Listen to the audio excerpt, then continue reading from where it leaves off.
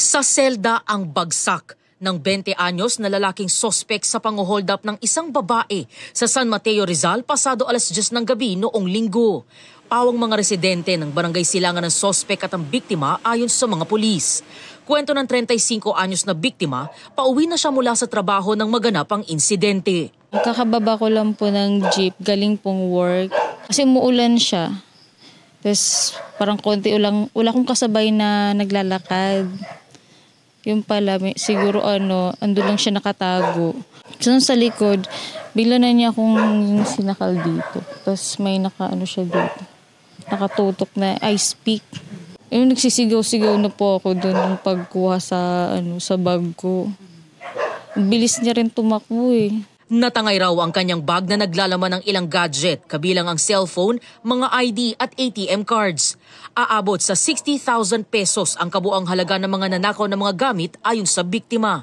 Dumulog sa barangay ang biktima at doon nagpa-blotter. Nagtamo ng mga galos at pasa ang biktima sa iba't ibang parte ng kanyang katawan. Makalipas ang 4 na oras, naaresto ng mga otoridad ang sospek na kinilalang si alias Tikas. Hindi na po natin na-recover yung mga stolen items sa biktima. Pero po yung kanyang ginamit sa crime na ice pick, bolo, tsaka po yung marijuana at shabu, na-recover po natin in his possession. Itinanggi ng sospek ang paratang.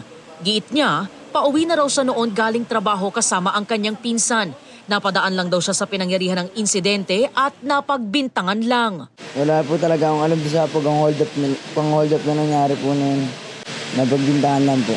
Dinampot lang po nila ako ng biglaan na binugbog po agad nila.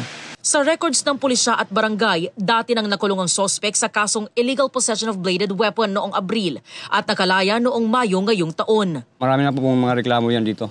Yung tao na po na to, talamak na po dito sa mga nakawan. Sa custodial facility ng San Mateo Municipal Police Station, nakadetain ang sospek na mahaharap sa reklamong robbery with violence, illegal possession of bladed weapon, at paglabag sa Comprehensive Dangerous Drugs Act of 2002.